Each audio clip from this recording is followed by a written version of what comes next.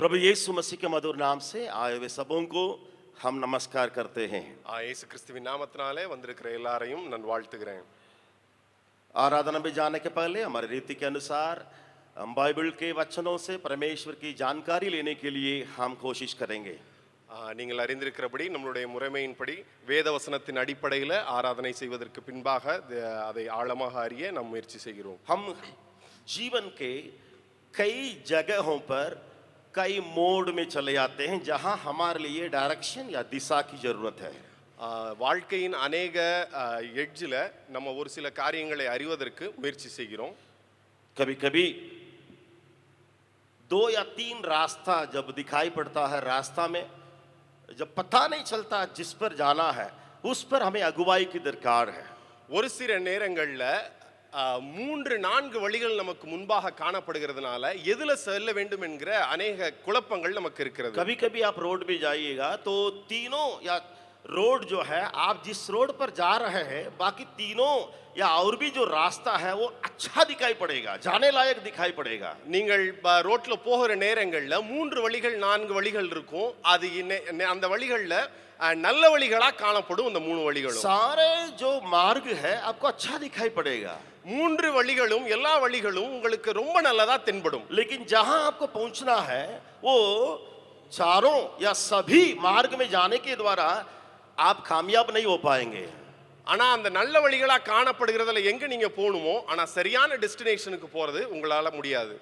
इसलिए हमारे लिए जीवन में भी हर जगह में इस प्रकार हम चले जाते हैं जहां एक अगुवाई, एक दिशा, एक रास्ता हमारे लिए खुला हुआ दिखाई पड़ना हमारे लिए समझना जरूरत है।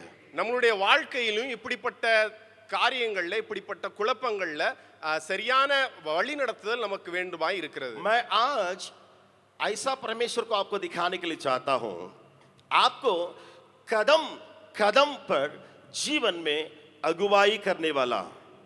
இன்றைக்கு நான் உங்களுக்கு இப்படிப்பட்ட ஒரு பரமேஸ்வரனுடைய தேவனுடைய குணத்தை நான் காண்பிக்க விரும்புகிறேன். ஒவ்வொரு படிகளிலும் உங்களை வழி நடத்துகிற ஒரு தேவனை நான் காண்பிக்க விரும்புகிறேன். मैं दोहराने के लिए चाहता हूं, कदम कदम पर आपको अगुवाई करने लायक परमेश्वर को मैं वचन से दिखाने के लिए चाहता हूं। வசனத்தின் அடிப்படையில் உங்களை ஒவ்வொரு படியாக நடத்துகிற தேவனை நான் காண்பிக்க விரும்புகிறேன். दूर की बातों को समझ नहीं पाएंगे, தூரத்தில் உள்ள காரியங்களை அறிந்திருக்கிறது முடியாது. या कई सालों के बाद होने वाली बातों को शायद समझ नहीं पाएंगे. கொஞ்ச வருஷங்களுக்கு அப்புறமாய் நடக்க போகிற காரியங்களை ஒருவேளை நம்மளால நிதானிக்க முடியாம இருக்கலாம். लेकिन अगले महीना में होने वाली बातों को या कल होने वाली बातों को या अगले साल होने वाले जो बातों को हमारे परमेश्वर हमारे दिखा के ले चलने वाला है। நாளைக்கு நடக்கக்கூடிய காரியங்களை அடுத்த மாசம் நடக்கக்கூடிய காரியங்களை தேவன் படிப்படியா நமக்கு காண்பித்து வழி நடத்தி செல்வார். अब बाइबल भर में परमेश्वर की दासों को जिस प्रकार परमेश्वर ने अगुवाई किया उन बातों को देख सकते हैं। முழு வேதத்திலும் நீங்கள் தேவதாசர்களை தேவன் வழி நடத்தினதை இப்படியாய் நீங்கள் காணலாம். बच्चे पढ़ने वाले जब पढ़ते रहेंगे, जो पढ़ते रहते हैं, मान लीजिए कॉलेज में पढ़ते रहते हैं, காலேஜ்ல படிக்கிற பிள்ளைகள் படித்துக் கொண்டிருப்பாங்க. फर्स्ट ईयर में तो चले गए हैं, ஃபர்ஸ்ட் இயர்ல போயிருப்பாங்க, सेकंड ईयर में चले गए हैं, செகண்ட் இயர்ல போயிருப்பாங்க. कोई बात नहीं क्योंकि फर्स्ट ईयर के बाद में सेकंड ईयर पहुंचना है, क्योंकि उसमें कोई तकलीफ नहीं होता है। ஃபர்ஸ்ட் இயருக்கு அப்புறம் செகண்ட் இயர்ங்கற காரியம் எல்லாருக்கும் தெரியுங்கிறதுனால அதுல ஒரு காரியம் குழப்பமே सेकंड இல்ல. ईयर के बाद तीसरा साल में पहुंचते हैं, उसमें भी कोई तकलीफ नहीं होता है। இரண்டாவது வருஷத்துக்கு அப்புறம் கண்டிப்பா மூணாவது வருஷம் தான் வரும், அதனாலயும் ஒரு பெரிய குழப்பங்கள் இல்ல. लेकिन तीसरा साल में लास्ट ईयर में जब पहुंचता है उसके बाद उस जगह को छोड़ना पड़ता है, या उस जगह पर कुछ और बातों को करना पड़ता है. ஆனா எப்படி மூன்றாவது வருடத்துல அவங்க படிக்கிறாங்களோ அந்த இடத்துல இருந்து அவங்களுக்கு அடுத்த காரியங்களை செய்வதற்கு இருக்கணும். जो 3 साल की पढ़ाई को या 4 साल की पढ़ाई को अपने कॉलेज में खत्म कर लिया है, उसके आगे की बातों को देखने के लिए एक प्रकार की अगुवाई की दरकार है उसको. அந்த 3 வருஷம் படித்து முடித்து அதுக்கப்புறம் வருகிற காரியங்களை பார்ப்பதற்கு அவங்களுக்கு தேவைப்படுகிறது. वैसे ही 12वां कक्षा में जो बच्चा पढ़ता है फिर उसके बाद क्या करें करके एक प्रश्न उसके अंदर उठता है. 12th படிச்சதுக்கு அப்புறம் 12வது முடித்ததுக்கு அப்புறம் அவங்களுக்கு என்ன படிக்கணும்ங்கற காரியம் தேவைப்படுகிறது. कई अच्छे मार्ग दिखाई पड़ता है, कई अच्छे मार्ग दिखाई पड़ता है. நிறைய சரியான வழிகள் தென்படுகிறது. लेकिन वहां प्रभु की अगुवाई को हमें देखने की जरूरत आता, वो हमें अगुवाई करने वाला परमेश्वर है. அங்க நம்ம தேவனுடைய வழிநடத்துதலை பார்க்க வேண்டியது மிகவும் அவசியமாயிருக்கிறது. और पढ़ाई के बाद काम करने के लिए जब चले आता है, படித்து முடித்ததுக்கு அப்புறமா நம்ம வேலை செய்கிறதற்கு फिर कौन सा काम में जाएं, किस प्रकार का काम में जाएं, कहां जाएं, इस प्रकार का लोग जो है डगमगाते हैं. எங்க போகணும், எந்த வேலையை பார்க்கணும், எப்படிப்பட்ட வேலையை பார்க்கணும்ங்கற பெரிய குழப்பங்கள் ஏற்படுகிறது. वहां परमेश्वर आपकी अगुवाई करने वाला है. அங்கு தேவன் உங்களை வழிநடத்துகிறவராய் இருக்கிறார். या अगर आप शादी की बातों के लिए इंतजार करते हैं, ஒருவேளை நீங்கள் திருமண காரியங்களுக்கு எதிர்பார்த்து கொண்டிருக்கலாம். आपका उम्र आ गया, आपका समय आ गया, आपका ढूंढने का जो आपके माँ बाप जो है आपकी बातों को जो ढूंढ रहे हैं, उस मोड पर जब चले आते हैं, who is our God? Our God is a God who leads us. हमारा परमेश्वर हमारी अगुवाई करने वाला. திருமண நேரங்கள்ல எப்படிப்பட்ட காரியங்களை நம்ம சூஸ் பண்ண வேண்டும், தேவனுடைய வழிநடத்துதல் எப்படி என்கிறதை நம்ம தெரிஞ்சுக்கிறதுக்கு தேவன் உங்களை வழிநடத்துவார். यह सेवकाई की बात जब आती है, कहां पे जाएं, किस जगह पर जाएं, कौन सी सेवकाई में जाएं, किस प्रकार का सेवकाई में मैं हाथ लगाऊं या पैर लगाऊं, उस प्रकार का अगुवाई हमारे परमेश्वर करने वाला है. எப்படிப்பட்ட ஊழியங்கள்ல போகணும், எந்த ஊழியங்கள்ல நாம் இணைய வேண்டும் என்று தேவன் நம்மளை வழிநடத்துகிறவராய் मैं இருக்கிறார். आज आपके सामने एक परमेश्वर को जो आपको दिखाने के लिए चाहता हूं, आपको इसी प्रकार कई मोड में जब आप चले आते हैं, आपको अगुवाई करने वाला परमेश्वर है. நான் இப்படிப்பட்ட தேவனை உங்களுக்கு காண்பிக்க விரும்புகிறேன். இப்படிப்பட்ட குழப்பமான நேரங்கள்ல உங்களை வழிநடத்துகிற ஒரு தேவனை நான் காண்பிக்க விரும்புகிறேன். पहला सामुएल की किताब 16 अध्याय में से कुछ बातों को मैं दिखा करके आपको मैं आगे ले चलने के लिए चाहता हूं. முதலாம் சாமுவேல் 16ஆம் அதிகாரத்திலிருந்து ஒரு சில காரியங்களை உங்களுக்கு நான் சொல்ல விரும்புகிறேன். वहां परमेश्वर शमूएल को अगुवाई करता है. அங்கு சாமுவேலை தேவன் வழிநடத்துகிறவராய் मैं இருக்கிறார். फिर से कहने के लिए चाहता हूं, इस अध्याय में 1 से लेकर 13 वचन तक अगर आप पढ़ेंगे, एक बहुत सुंदर ढंग से किस प्रकार शमूएल को परमेश्वर ने अगुवाई किया, दाऊद को चुनने के लिए सुंदर ढंग से परमेश्वर विवरण से लिख करके रखा है. आप घर में जाके पढ़ सकते हैं.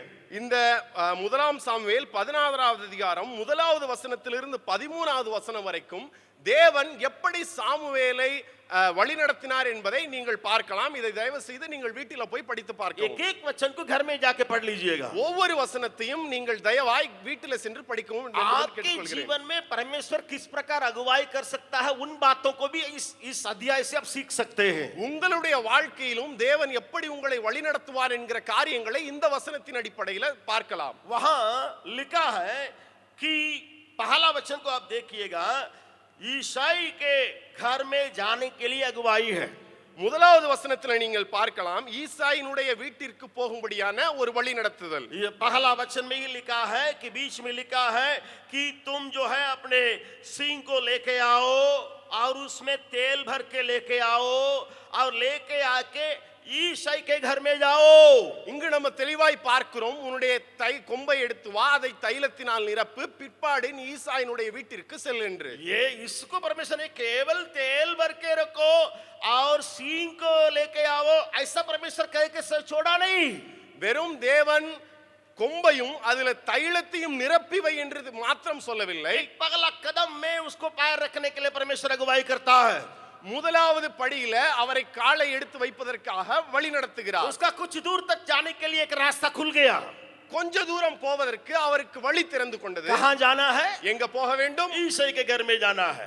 ஈசாயினுடைய வீட்டிற்கு செல்ல வேண்டும். क्या परमेश्वर नहीं कह सकता था कि उसके घर में जाओ, जाके सबसे छोटा बेटा रहेगा, 8वां नंबर में रहेगा, उसको अभिषेक करो करके वो नहीं कह सकता था? ஏன் இப்படி தேவன் சொல்ல முடியாதா? நீ ஈசாயினுடைய வீட்டுக்கு போப்பா, அங்க கடைசியா ஒரு பையன் இருப்பான், அவனை நீ அபிஷேகம் பண்ணணும்னு சொல்ல முடியாதா? क्यों? परमेश्वर को मालूम नहीं है क्या? தேவனுக்கு ஏன் இந்த காரியம் தெரியவில்லையோ? पहले से मालूम नहीं है क्या? முன்னாடி இருந்தே தேவன் எதற்கு தெரியவில்லையோ? தேவனுக்கு सारी बातें उसको मालूम है. எல்லா காரியமும் தேவன் அறிந்தவராய் இருக்கிறார். कितने सुंदर ढंग से एक व्यक्ति को परमेश्वर अगुवाई करता है, जरा देखिए.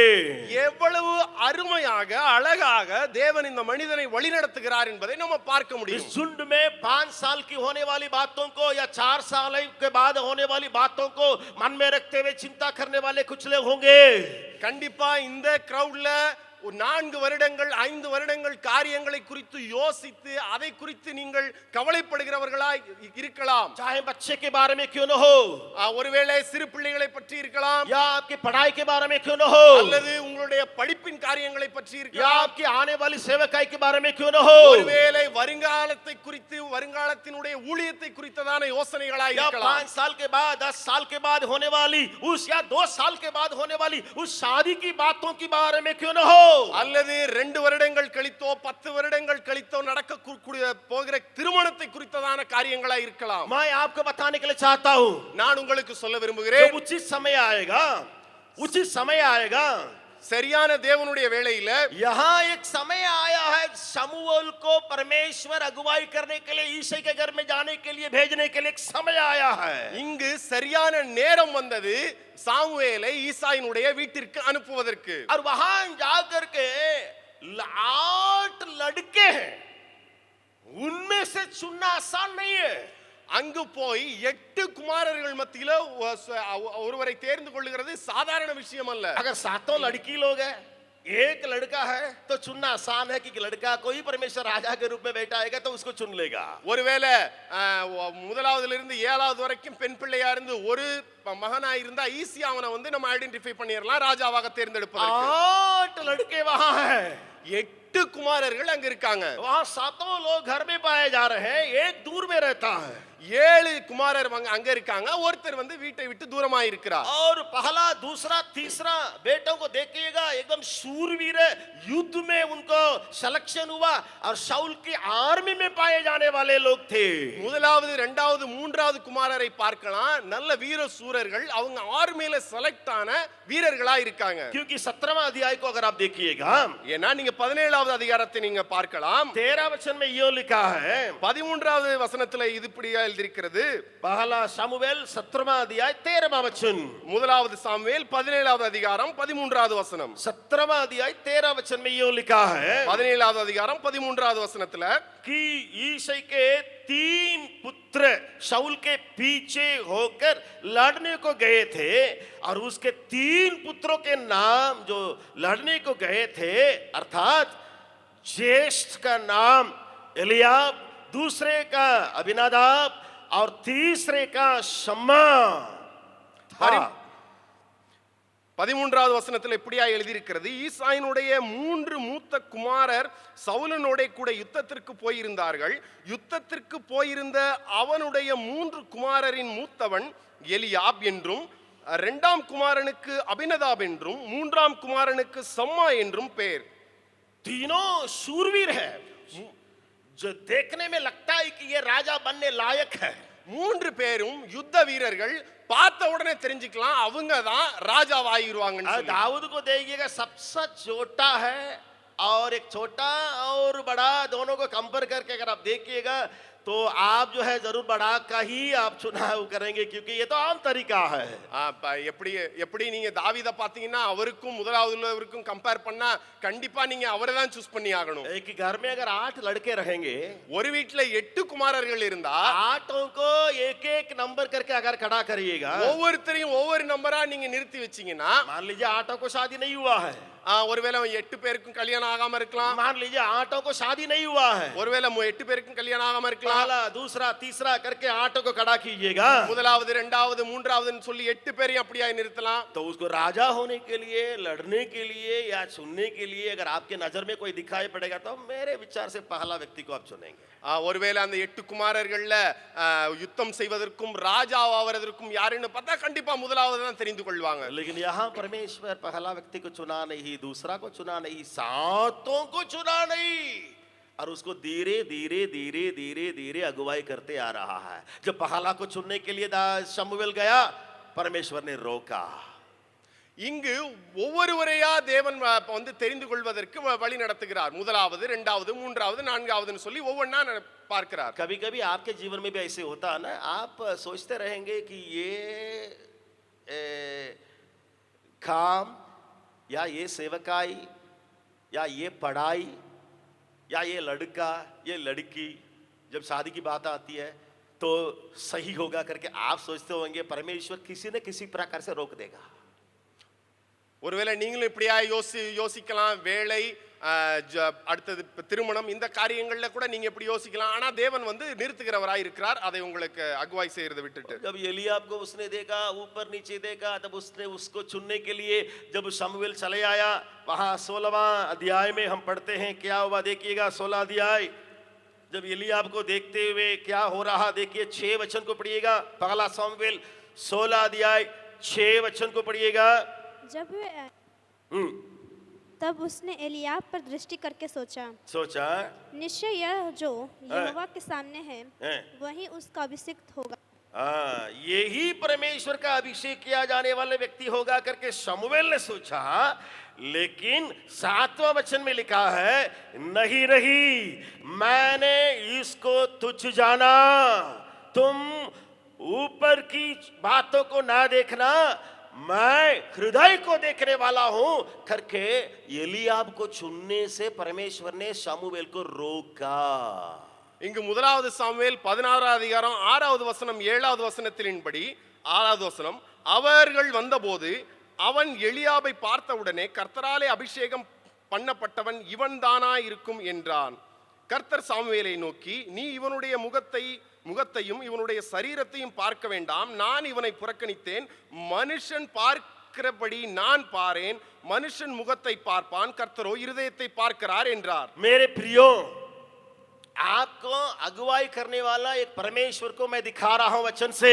பிரியமானவர்களே, வழி நடத்துகிற தேவனை வசனத்தின் அடிப்படையில் உங்களுக்கு நான் காண்பிக்க விரும்புகிறேன். आप तो राजा होने के लिए तो नहीं चुनाए जाएंगे, क्योंकि आजकल का राजा की कहानी हमारे भारत में है ही नहीं है। இன்றைய காலகட்டங்கள்ல ராஜாவினுடைய கதைகளோ காரியங்களோ இந்த நம்ம ஊர்ல கிடையாது. हर एक व्यक्ति को किसी न किसी मोड़ पर कुछ बातों को डायरेक्शन पाने के लिए, चुनने के लिए बातें चली आती है। ஒவ்வொருடைய வாழ்க்கையிலும் ஒவ்வொரு காலகட்டங்கள்ல தேவனுடைய காரியங்களை கேட்பதற்கு நாம் வழி நடத்தப்படுகிறோம். जब मैं जेम्स में आने के पहले एक घटना मेरे जीवन में हुई थी। நான் ஜெம்ஸ்க்கு வருவதற்கு முன்பாக ஒரு காரியம் என்னுடைய வாழ்க்கையில் நடந்தது. मैं जब राजस्थान में काम कर रहा था, நான் ராஜஸ்தான்ல வேலை பார்க்கிற நேரங்கள்ல वहां एक स्कूल में मैंने एप्लीकेशन डाला। நான் ஒரு ஸ்கூல்ல அப்ளை பண்ணியிருந்தேன். वो स्कूल जो है कोटपुतली करके एक जगह में है, वो एक बहुत बड़ा शहर है।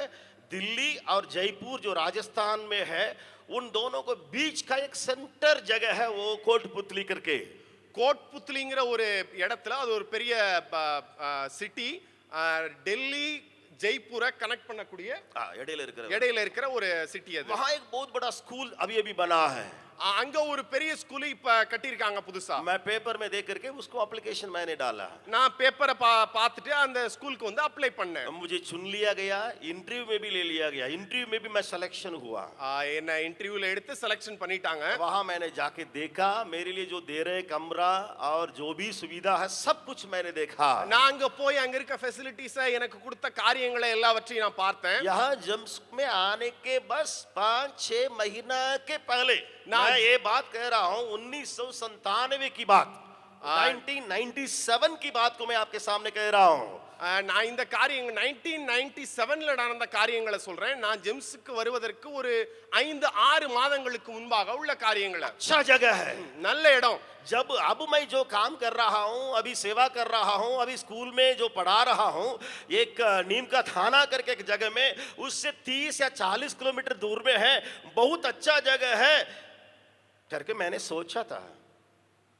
लेकिन परमेश्वर वहां मुझे चुनकर वहां दिया नहीं, उसने रोका। நான் அந்த நல்ல இடம், நல்ல ஃபெசிலிட்டி, நல்ல இடத்துல இருந்தக்கூடிய அந்த ஸ்கூல்ல சரி நம்ம இது பண்ணிடலாம் அப்படின்னு சொன்னேன். ஆனா தேவன் என்ன வந்து அங்க அப்ளை பண்ணுவதற்கு நிறுத்தினார். मेरे साथ जो भैया थे वो लोग कहते थे कि आप जाके उसमें ज्वाइन कर लो, अच्छा स्कूल है, वहां ज्वाइन कर लो करके मेरे साथ रहते थे, रखने वाले कहते थे। लेकिन मैं वहां जाके ज्वाइन नहीं किया, उसने रोका किसी न किसी रूप से। मैं 2-3 महीना 5-6 महीना बीतने के बाद मैं जेम्स में जाके यहाँ ज्वाइन किया। उसी साल में 1997 में यहाँ आके मैं ज्वाइन हुआ। 1997ல நாங்க நிறைய பேர் வந்து அங்க போய் ஜாயின் பண்ணுங்க, நல்ல ஸ்கூல் அப்படின்னு சொன்னாங்க. ஆனால் தேவன் ஒரு விதமா என்னை நிறுத்தினார். நான் இங்க வந்து ஜாயின் பண்ணிட்டேன். क्या मैंने लंबी चौड़ी प्रार्थना उसके लिए किया था? நான் அதுக்காக பெரிய பிரார்த்தனை எதுவும் பண்ணினேனா? नहीं, मैं प्रभु का सेवक हूँ या प्रभु का दास हूँ, प्रभु का संतान हूँ, इतना ही बाइबल पढ़ता था, प्रार्थना करता था, परमेश्वर की सेवा करता था, स्कूल में काम करता था, इतना ही मैं आगे चलते चलते चलते दौड़ रहा था। நான் பெரிய பிரார்த்தனை ஒன்றும் பண்ணல. நான் உம்முடைய ஊழியன் என்று சொல்லி ஒரு சின்ன சின்ன ஜெபங்களை செய்து ஊழியத்தை செய்து போய் கொண்டிருந்தேன். बस परमेश्वर उसको रोक के उसकी जो इच्छा है, उसकी जो दिशा है, उसकी डायरेक्शन है, उसमें मुझे अगुवाई किया। அந்த காரியங்களை நிறுத்திவிட்டு அவருடைய திசையின் அடிப்படையில் அவருடைய வழிநடத்தின் அடிப்படையில் என்னை நடத்தினார். वो भी कदम कदम कदम कदम करके अगुवाई करते आया। ஒவ்வொரு ஸ்டெப் பை ஸ்டெப்பா என்னை ஆண்டவர் வந்து வழி நடத்தினார். इसी प्रकार मेरे शादी की बात में भी हुई। இதே போலதான் என்னுடைய திருமணத்தின் காரியத்திலும் தேவன் வழி நடத்தினார். और मेरी शादी करने के लिए जरूर एक दो परिवार में से उनको लड़कियों को देने के लिए मेरे लोगों से बातचीत करने लायक लोग मेरे पास या मेरे माँ बाप के पास या मेरे जानकार लोगों के पास आए थे, लेकिन परमेश्वर ने उनको नहीं चुना, लेकिन उसकी अगुवाई के अनुसार, उसके वचन के अनुसार, उसकी इच्छा के अनुसार उसने चुना करके मैं आपके सामने सबूत करके कह सकता हूँ। कई लंबी चौड़ी कहानी है, उसको मैं नहीं बता सकता अभी इस समय पर। ஒரு பெரிய அது ஒரு கதை. தேவன் எப்படியா எங்களுடைய குடும்பத்தில் எங்களுடைய தெரிந்தவர்கள் இப்படியா நிறைய பேர் வந்து शादी के लिए लड़कियों को जब देने के लिए 2-3 परिवार से मेरे पास जब आने के लिए जो विचार थी, उसको भी परमेश्वर ने किसी न किसी रूप से रोका। ரிலேட்டிவ்ஸ் மத்தியில மற்ற குடும்பங்கள் மத்தியில வருகிற இந்த மாதிரி பெண்களை தேவன் வந்து நிறுத்தினார். இந்த அலையன்ஸ் अच्छे लोग हैं, நல்லவர்கள், मसीह परिवार से है, கிறிஸ்தவ குடும்பம்.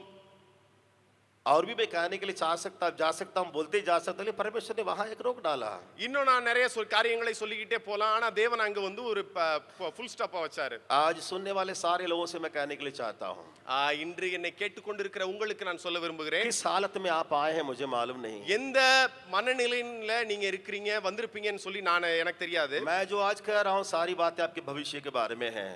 நான் இன்னைக்கு சொல்ல போற காரியங்கள் எல்லாமே உங்களுடைய ஃபியூச்சரை குறித்ததான காரியங்கள். मैंने जो कुछ कहा आपके भविष्य की बातें हैं। நான் இன்னைக்கு என்னென்னலாம் சொல்ல போறேன்னா அது உங்களுடைய ஃபியூச்சரை கொண்டது.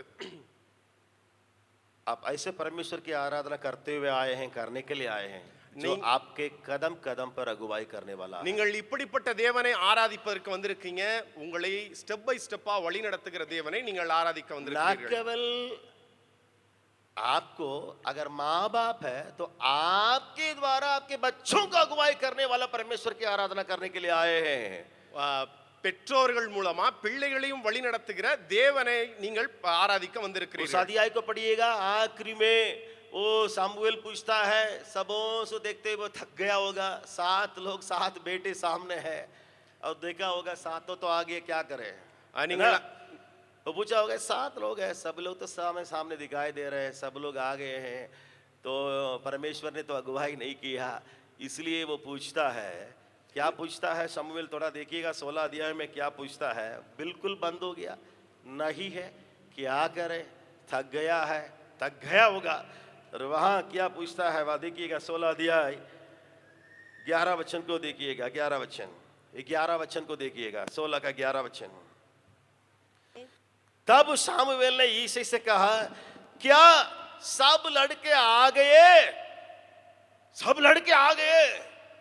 और वो बोला नहीं, एक छोटा तो रह गया, वो भेड़ बकरियों को चरा रहा है।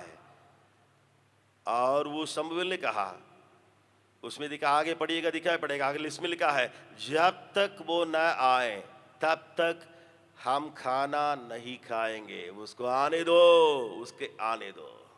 இங்க 11வது வசனத்தில் இப்படியா எழுதியிருக்கிறது, உன் பிள்ளைகள் இவ்வளவுதானா என்று ஈசாய் கேட்டான். அதற்கு அவன், இன்னும் எல்லாருக்கும் இளையவன் ஒருவன் இருக்கிறான், அவன் ஆடுகளை மேய்த்து கொண்டிருக்கிறான் என்றான். அப்பொழுது சாமுவேல் ஈசாயை நோக்கி, ஆள் அனுப்பி அவனை அழைப்பி, அவன் இங்கே வருமட்டும் நான் பந்தியிருக்க மாட்டேன் என்றான். क्या दाऊद वहां जाकर के प्रार्थना कर रहा था या ये कर रहा था? वो परमेश्वर का गीत गाने वाला था, आराधना करने वाला था। परमेश्वर किसी प्रकार जबरदस्त करके लोगों को भेज करके, उठो जाओ जाओ जाओ जाओ जाओ जाओ जाओ। அங்க தாவீது போய், उसके कान में कुछ भी आवाज नहीं, दाऊद के कान में कुछ भी आवाज नहीं, लाठी लेकर के अपना काम में है। और मैं सोचता हूं, अगर ना मैं कल्पना, ये मेरी कहानी कल्पना है, वहां इतनी घटना हो रहा है घर में, जो 2 जन आए होंगे आके दाऊद को एकदम उठा करके लेके घर में पहुंचाए होंगे। छोटा है वो। நான் இப்படியா யோசிக்கிறேன், தாவீத அங்க 2 பேர் வீட்ல இருந்து கூப்பிட்டு இப்படியாய் தூக்கி கொண்டு போயிருப்பார்கள் என்று நினைக்கிறேன். அங்க அவர் ஜெபிக்கோ இல்ல, ஆண்டவரை ஆராதித்து கொண்டிருந்தார். அந்த இடத்துல கையில ராட வச்சு சுத்திட்டு இருந்தாரு. उसको जबरदस्त करके आओ, तुम्हारे घर में आओ करके एक बड़ी आ गया है करके लोग एकदम शूरवीर होके आए होंगे, उसके पास आ करके उसको पकड़ के किसी तरह ना ले करके घर में पहुंचाए होंगे। व्हाट अ ग्रेट गॉड, कितना महान परमेश्वर है।